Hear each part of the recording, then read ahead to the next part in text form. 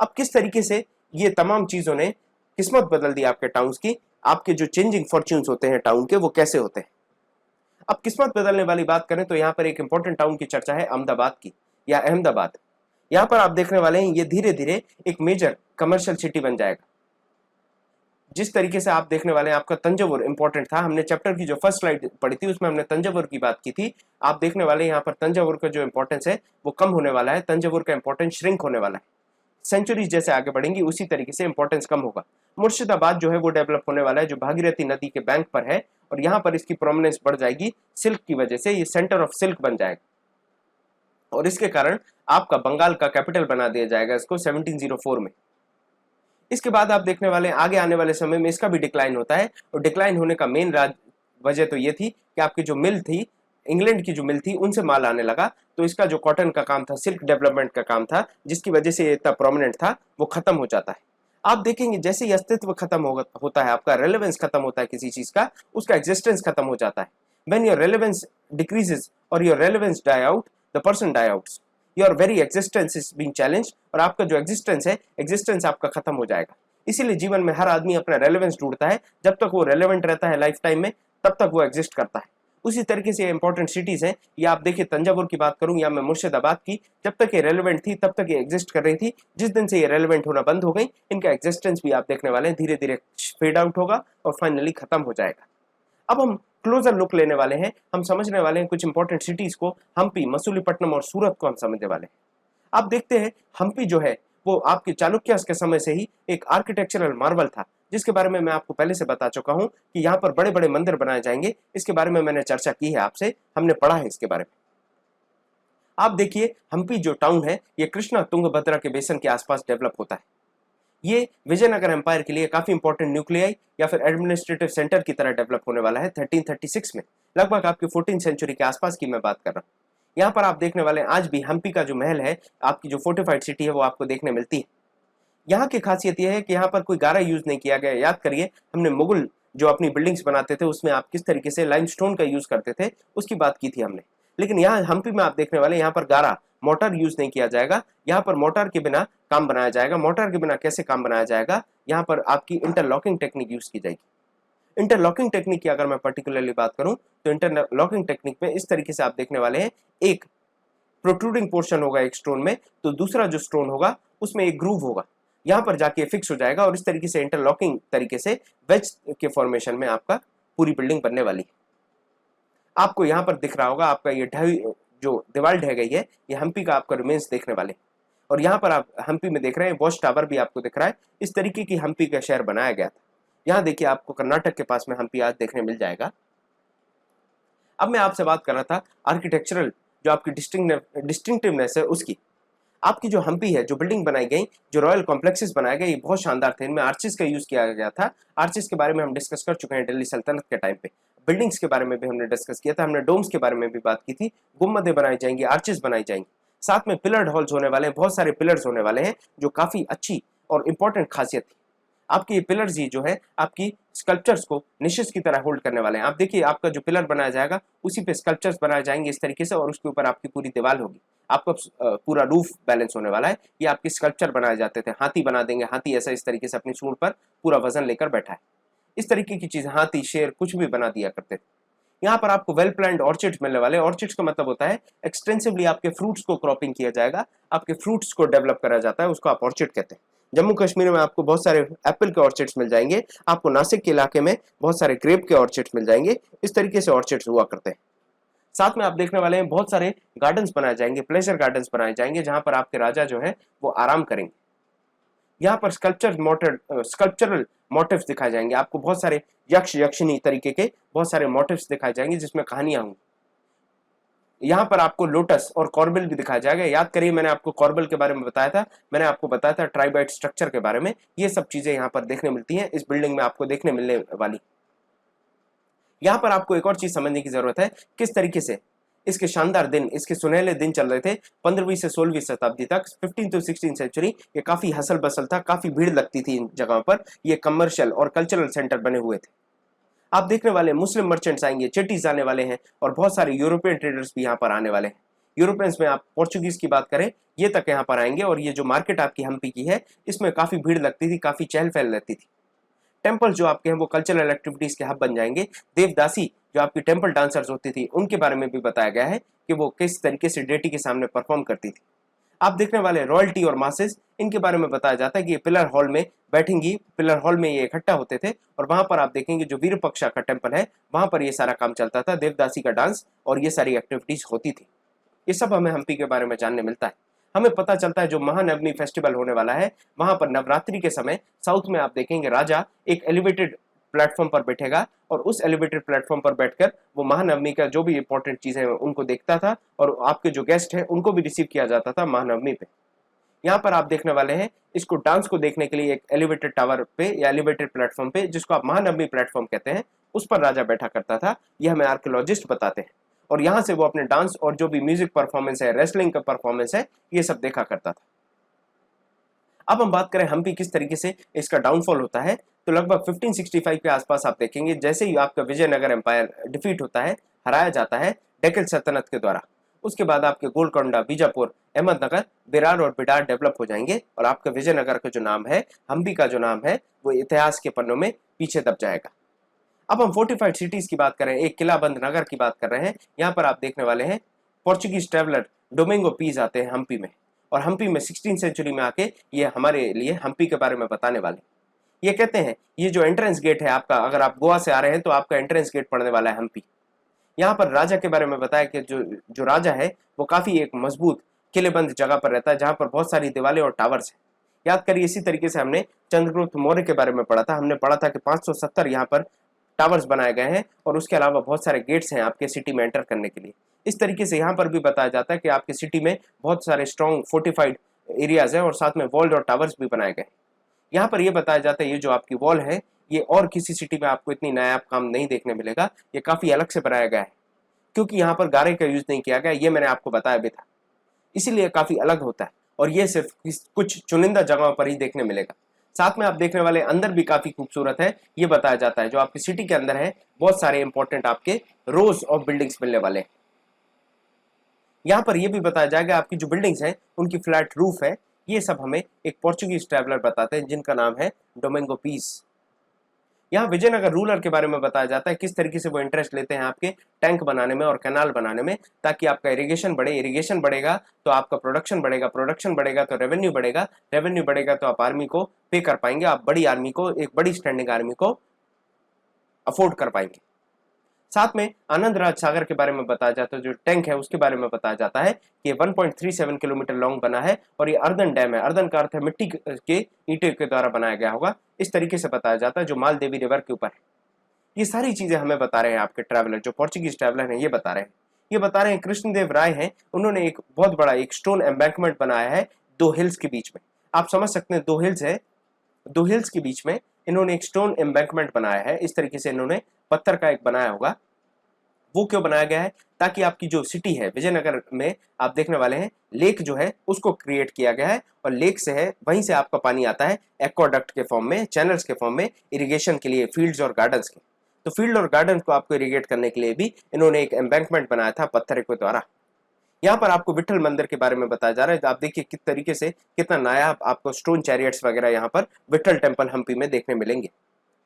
अब हम हम्पी की बात कर चुके हैं, अब हम बात करेंगे सूरत की, जिसको कहा जाता था गेटवे टू द वेस्ट। अगर आपको वेस्ट जाना है, वेस्ट की तरफ जाना है, पश्चिम की तरफ जाना है तो आपको सूरत से जाना होगा, ये बताया जाता है। यहाँ पर हमें पता चलता है कि अगर आपको मक्का मदीना जाना है तो उसको गेट टू मक्का भी कहा जाता था आपके सूरत को, और यही आपके रास्ते खोलता था गल्फ ऑफ हॉर्मोज के लिए। साथ में आपका जो वेस्ट एशिया में और चाइना में ट्रेड होता था ये भी होने वाला है। मैंने याद करिए गुजराती ट्रेडर्स के बारे में, बोहरास के बारे में, बनियास के बारे में मैंने आपको बताया। यहाँ पर आप देखने वाले हैं जो आपके गुजरात है, यहाँ पर आपके एम्पोरियम ऑफ वेस्ट ट्रेड कहा जाता था, वेस्टर्न ट्रेड का एम्पोरियम कहा जाता था इसको, पर्टिकुलरली मुगल पीरियड के टाइम। आप देखने वाले कैंप बे जो आपका खंबात है, आपका गल्फ ऑफ खंबात है, इसके आसपास आपको देखने मिलने वाला है। और बाद में सूरत से जो इंटरेस्ट है या फिर जो ट्रेड है वो शिफ्ट होने वाला है अहमदाबाद के लिए, तो सूरत को रिप्लेस किया जाएगा अहमदाबाद से।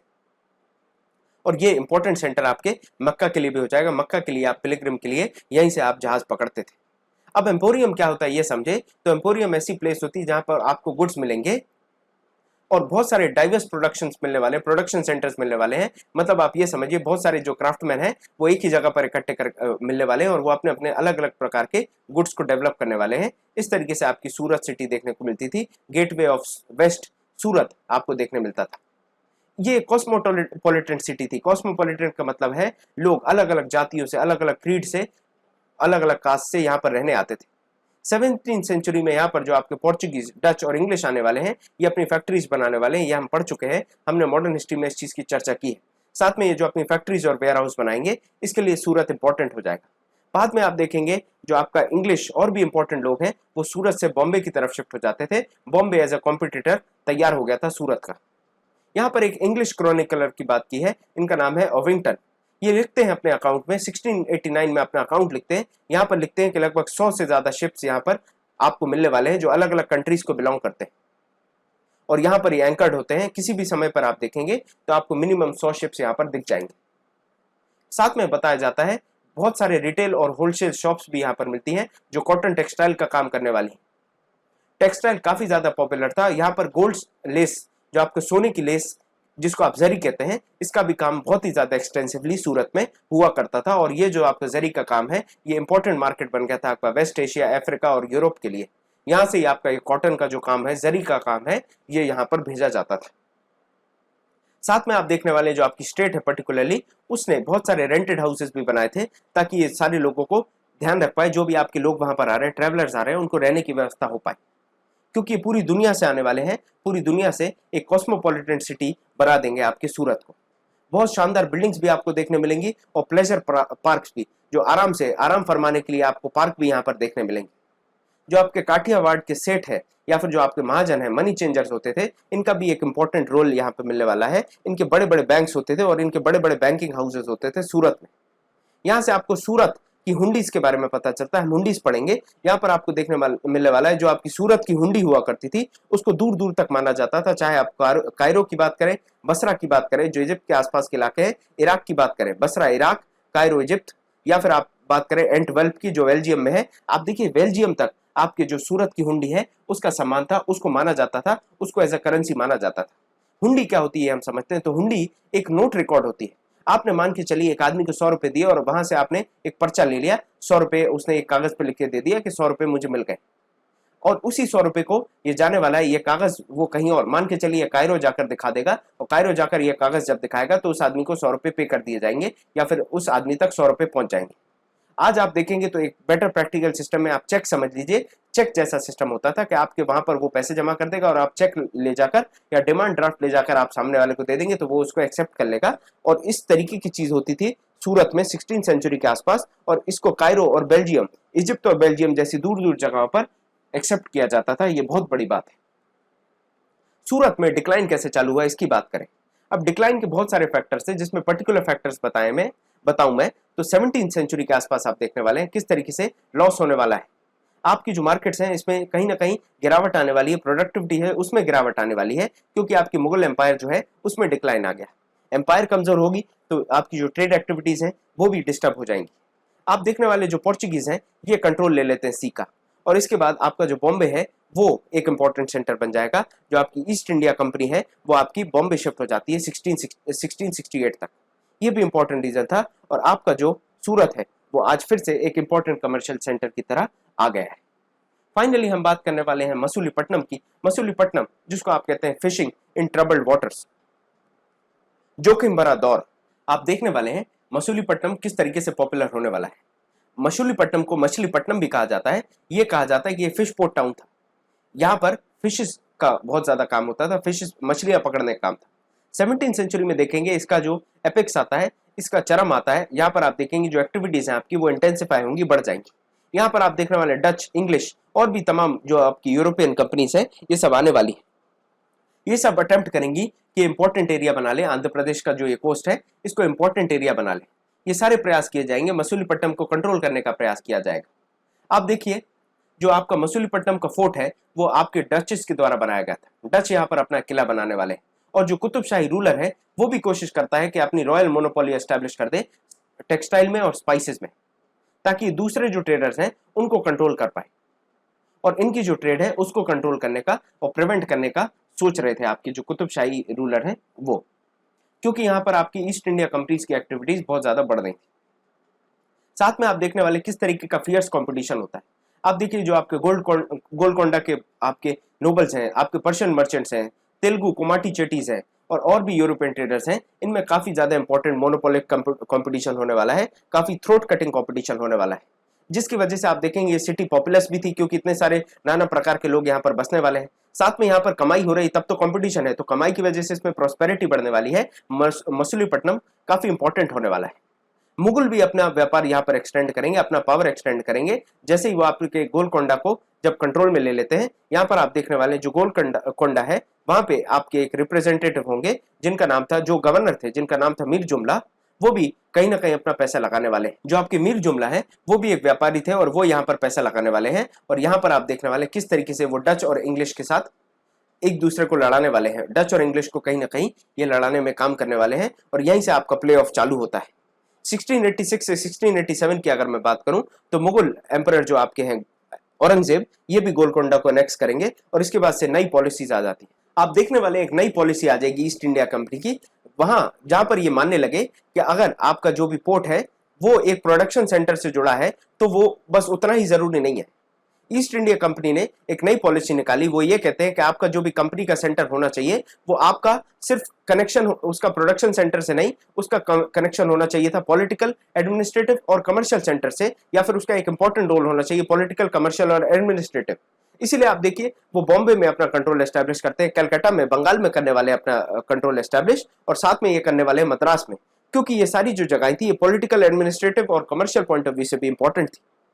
यहाँ पर आप देखने वाले किस तरीके से मैंने आपको बंबई, कलकत्ता और मद्रास के बारे में बताया, और जैसे ये होता है तो आपकी नई पॉलिसी आने के बाद मसूलीपट्टनम धीरे धीरे कमजोर हो जाता है, और यहाँ पर वो अपने मर्चेंट्स और जो प्रॉस्पेरिटी है उसको खो देगा, और इसका डिक्लाइन हो जाएगा 18वीं सेंचुरी तक। और आज के समय आप देखेंगे यहाँ पर आपको कुछ नहीं मिलता सिवाय एक डिलेपिडेटेड, एक जर्जर हुए शहर के अलावा आपको यहाँ पर कुछ देखने नहीं मिलेगा। अब मैं आपसे बात करने वाला हूँ जो 16th और 17th सेंचुरी में कुछ नए टाउन्स डेवलप होते हैं यूरोपियन कंट्रीज से। आप देखने वाले हैं जैसे आपकी यूरोपियन कंट्रीज आने वाली हैं स्पाइस और टेक्सटाइल की खोज में, यहाँ पर कुछ पॉपुलर टाउन्स डेवलप होने वाले हैं। आप देखेंगे मैंने आपको बताया किस तरीके से यूरोप और वेस्टर्न एशिया में आपके स्पाइसेस और टेक्सटाइल पॉपुलर हो रहे थे। इंग्लिश, डच और फ्रेंच आने वाले हैं, और यहाँ पर आप देखेंगे अपनी अपनी ईस्ट इंडिया कंपनी बनाकर ये यहाँ पर आते हैं और कमर्शियल एक्टिविटीज को चालू करने वाले हैं ईस्ट में। यहाँ पर आपको एक चीज समझने की जरूरत है, एक काफी पॉपुलर इंडियन ट्रेडर थे जिनका नाम था मुल्ला अब्दुल गफूर, साथ में आपको विरजी बोरा करके भी एक इंपॉर्टेंट ट्रेडर मिलने वाले हैं। इनके बहुत सारे शिप्स चला करते थे, ये बहुत सारे शिप्स के मालिक हुआ करते थे, और इनसे कम्पीट करने वाले हैं आपके इंग्लिश, जो भी आपके इंग्लिश हैं, डच है या फ्रेंच है, ये इनसे कम्पीट करने वाले हैं। फिर आपको ये देखने मिलने वाला है कि आपके जो यूरोपियंस हैं उनके पास नेवल पावर था, जिसकी वजह से ये कंट्रोल कर लेते हैं और अपना जो मोनोपोली है उसको एस्टेब्लिश कर देते हैं सी में। और आपके जो इंडियन ट्रेडर्स हैं उनको एजेंट बना देते हैं, उनको आप देखने वाले हैं किस तरीके से अपने अंदर सब्ज्यूम कर लेंगे और वो एक एजेंट बन के रह जाते हैं। जो एक समय व्यापारी थे वो एक एजेंट बन जाएंगे, और अल्टीमेटली आपको भी पता है कि इंग्लिश जो है वो सक्सेसफुल होते हैं, वो इमर्ज होते हैं, अपने कमर्शियल इंटरेस्ट को, अपने पॉलिटिकल पावर को वो पूरे सब कॉन्टिनेंट में एस्टैब्लिश कर लेते हैं, और उसके बाद से आपकी मॉडर्न हिस्ट्री की कहानी चालू हो जाती है। यहाँ पर आपको समझ में आएगा कि किस तरीके से आपकी टेक्सटाइल की डिमांड बढ़ती जा रही थी, जिसकी वजह से आपको एक्सपेंशन देखने मिलेगा। आपके जो क्राफ्ट है, स्पिनिंग, वीविंग, ब्लीचिंग, डाइंग, ये तमाम चीजों में आपको एक्सपेंशन देखने मिलता है शुरुआती दौर में, जिसकी वजह से आपको इन सब कामों में बहुत ज्यादा लोग एम्प्लॉयड मिलेंगे, आपको ज्यादा से ज्यादा लोग इन चीजों में इन्वॉल्व मिलने वाले हैं। इंडियन टेक्सटाइल की जो डिजाइन की बात करें, ये भी कहीं ना कहीं रिफाइन हो रही थी, इसकी भी क्वालिटी बढ़ती जा रही थी, लेकिन आप बाद में देखने वाले हैं किस तरीके से यहाँ पर डिक्लाइन जो है वो होने लगेगा आपकी क्राफ्टमैनशिप का या आपके क्राफ्ट पर्सन का। ये क्यों होने वाला है इसके बारे में मैं आपको आगे समझाऊंगा। आप देखेंगे इंडियन टेक्सटाइल की जो डिजाइन है वो दिन ब दिन अपनी रिफाइनमेंट को इंक्रीज करते जाते हैं, अपनी जो क्वालिटी उसको बढ़ाते जाते हैं, लेकिन इसके साथ एक और बड़ी परेशानी आती है कि जो आपके इंडिपेंडेंट क्राफ्ट पर्सन हैं इनका डिक्लाइन होता है, इनमें गिरावट आता है। इसकी एक वजह यह थी कि एक नया सिस्टम आ गया, वो सिस्टम था आपका एडवांसेस का। एडवांसेस का सीधा मायना यह है कि जो कपड़ा आप बना रहे हो वो पहले ही आपका खरीदा जा चुका है, पहले उसकी कीमत जो है वो अदा कर दी जा चुकी है। आपके जो यूरोपियन एजेंट्स हैं उनने पहले ही इसको किसी को प्रॉमिस कर दिया है। इससे क्या होने वाला है, इससे आप देखने वाले हैं जो आपके वीवर्स हैं उनके पास लिबर्टी नहीं होगी कि वो जिसको चाहे अपना कपड़ा बेच सके, और अपना कपड़ा बेचने का भी उनके ऊपर लिबर्टी नहीं होने वाली, वो डिपेंडेंट हो जाएंगे कपड़ा बेचने के लिए यूरोपियन ट्रेडर्स के ऊपर। साथ में आप देखने वाले जो डिजाइन है उसमें भी कोई इनोवेशन नहीं ला पाएंगे इंडियन क्राफ्टमैन। क्यों? क्योंकि जो डिजाइन उनको एजेंट के द्वारा सप्लाई की गई है उसी को उनको बनाना होगा। ये इंपॉर्टेंट एस्पेक्ट है जो आपको समझने की जरूरत है। आप देखिए, इसी वजह से आपका बॉम्बे 18th सेंचुरी में बॉम्बे, कलकत्ता और मद्रास इंपॉर्टेंट नोडल सिटीज की तरह बढ़ने वाले हैं और आज भी इनका इंपॉर्टेंस कम नहीं हुआ है, आज भी ये काफी इंपॉर्टेंट है। बहुत सारे मेजर चेंजेस होते हैं जो आपके मर्चेंट्स और आर्टिसंस हैं, इनमें भी बहुत सारे आपको मेजर चेंजेस देखने मिलेंगे। आप देखिए किस तरीके से ब्लैक टाउन्स एक टर्मिनोलॉजी आने वाली है। ब्लैक टाउन्स का अर्थ मैं आपको बताता हूं, इस तरफ आप समझ जाएंगे। जैसे ही आपकी यूरोपियन कंपनीज एस्टैब्लिश होंगी, ये नए शहर बनाएंगी, उसमें सेक्शंस हुआ करते थे। जो आपके नेटिव ट्रेडर्स या क्राफ्टमैन रहने वाले हैं, जो आपके इंडियंस रहने वाले हैं, उस इलाके को ब्लैक टाउन्स कहा जाता था, जहां पर आपके नेटिव इंडियंस रहने वाले हैं। चाहे आप क्राफ्टमैन की बात करें ट्रेडर, वो आपका ब्लैक टाउन बन जाएगा। और जो भी एरियाज जहां पर आपके यूरोपियंस रहने वाले हैं, उसको वो व्हाइट नेटिव्स के या फिर व्हाइट का एरिया कहते थे, व्हाइट रेसिडेंसी कहा करते थे।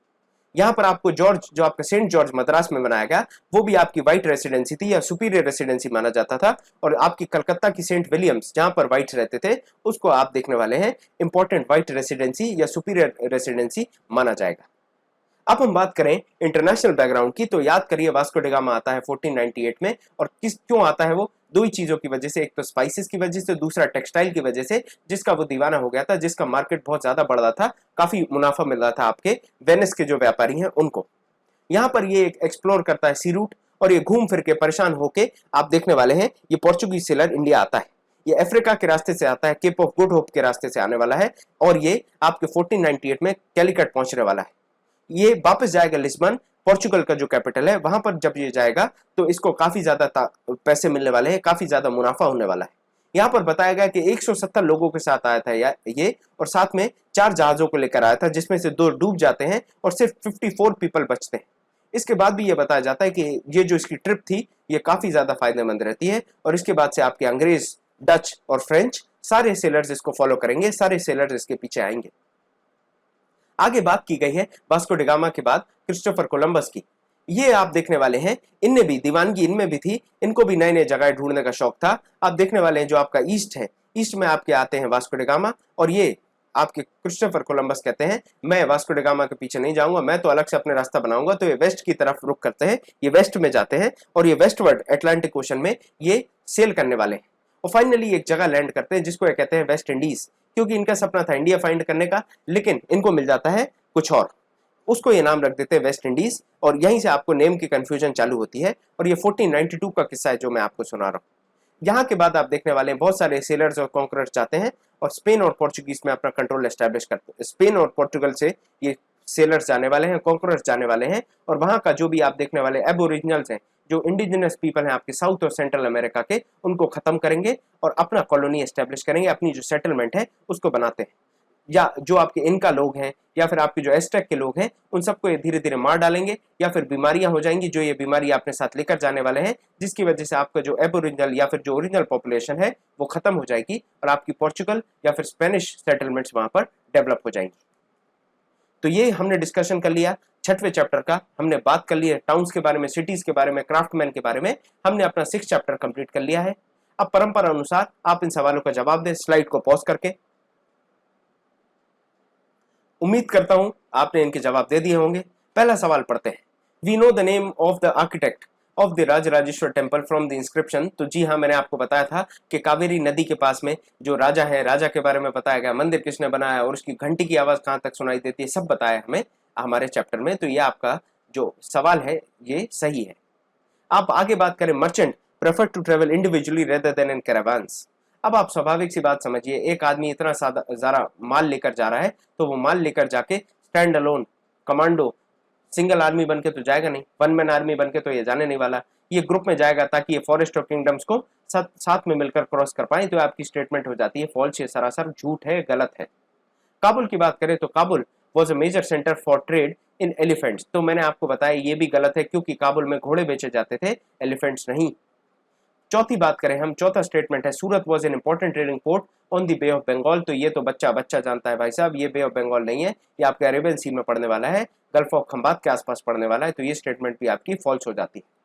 इस तरीके से हमने आपके सवाल भी सॉल्व कर लिए हैं। 6 चैप्टर हमने सम अप कर लिया, समराइज कर लिया है। आगे हम 7वें चैप्टर पर पढ़ने वाले हैं। वीडियो देखने के लिए बहुत बहुत धन्यवाद।